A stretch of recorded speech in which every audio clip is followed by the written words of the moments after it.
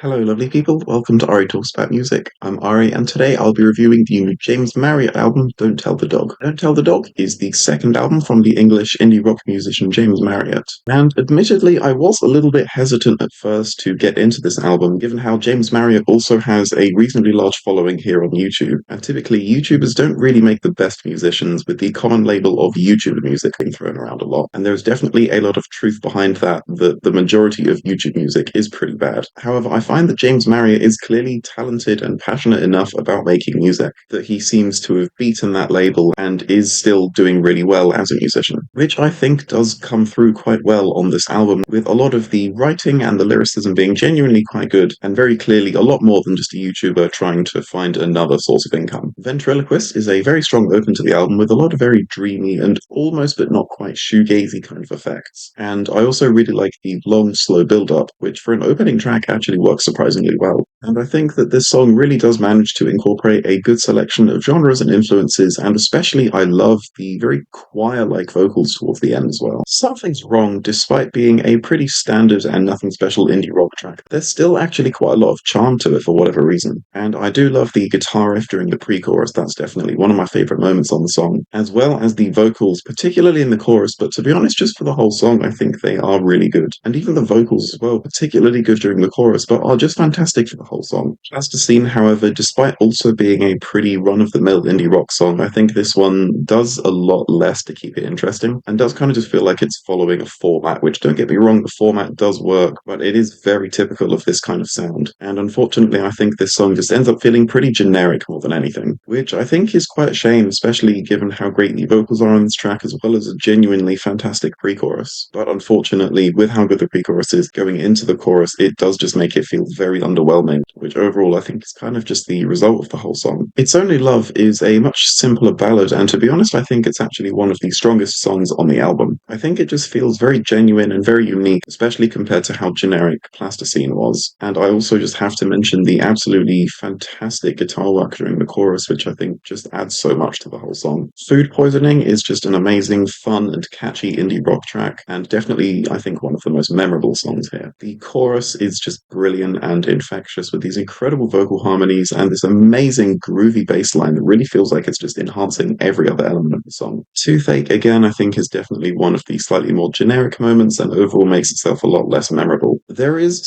somewhat of an attempt at a kind of, again, shoegazy kind of sound, but just doesn't commit quite enough to it, and then just ends up feeling like this kind of weird, uncanny valley between shoegaze and indie rock. Although, with that being said, I do have to say how much I love the outro of this track. It is genuinely so powerful and passionate and doesn't sound annoying or melodramatic, which a lot of attempts at this kind of style often do. And even then, towards the end of the song, it does do a slightly better job at committing to the much more shoegaze-leaning sound. Still not quite as much as I would like it to, but it's definitely a step up from the first half of the song. I Don't Want to Live Like This, I think, is also one of the slightly stronger songs on the album, just with the way it tries to act so grand and epic, and I think it does pull that style off reasonably well. I also love the much wider palette of instruments. I think that's definitely something this album, up until this point, has needed a lot more of, and especially just the way the piano sounds, I think, is absolutely one of my favorite things about this song. Just the way it's so quiet, but it's always there and is genuinely playing an amazing riff, and somehow, as repetitive as it is, it never gets annoying or boring or anything like that. And overall, it just manages to add a fantastic atmosphere to every moment on the song where it's present. How Could I Say No, again, I think is a pretty generic and quite a meandering song, which I think is a real shame because it does actually start off quite strong. But overall, I think what it really lacks is just the depth and the layers of a lot of the other songs on the album. And again, the vocals are of course fantastic, which I think is even more of a shame because James Marriott is clearly a very talented vocalist. But I think that in the case of this song and a handful of others too, that talent is kind of just wasted a little bit, just with how little it has to offer outside of the fantastic vocals. Pillow Fight does feature some genuinely amazing guitar work, as well as a very suspenseful pre-chorus, which I do find it so relieving that even the chorus as well on this track is so good, given how many songs there have been on this album already with a great pre-chorus chorus, and then it kind of just falls flat at the chorus. So I'm very glad to see that song not fall for that trope and genuinely just be consistently very good. And while the vocals are taking a little bit of a backseat on this song, I think that just the writing and the performances still manage to carry it all the way through. And especially with that amazing and beautiful outro, I think overall it all just comes together to make definitely one of my favorite songs. Why Don't You Kill Me, despite its amazing punchy intro and even the rest of the song managing to keep up the pace, it still does feel like another pretty generic indie rock track, unfortunately. Which, despite a lot of the performances being so good, I think the writing is where this track does kind of fall flat a little bit, with there just being very little going on that I find to be all that interesting. Although, having said that, I do think that the outro of this song is really good, with definitely some of the best performed instrumentation on the song, and also a really good wide palette of instruments, which I think, again, is something that this song overall is lacking a lot of. And then Limbs, I think, is just a really beautiful and heartfelt closing song, definitely being one of the dreamiest songs on the album, and again, the vocals are brilliant with such an incredible range being shown off. A lot of the very spacey and dreamy sound effects, I think, provide an amazing atmosphere and a really great texture to the whole song too, as well as the very simple but still consistent guitar playing that does still kind of act as the backbone for the whole song. And so, as inconsistent as this album can be, I think it's very clear that James Marriott is a very talented musician and vocalist, and I think it's really good to see him kind of defying the label of YouTuber music that has been put on a lot of other people in his position. And I think that if he can just manage to take out a lot of the more generic moments and maybe just incorporate a little bit more experimentation into his music in the future, that I think he really could be onto something great, as there is clearly so much potential being shown on this album, with there still being a handful of genuinely great tracks, but it's just a shame that there has to be quite a lot of boring and generic stuff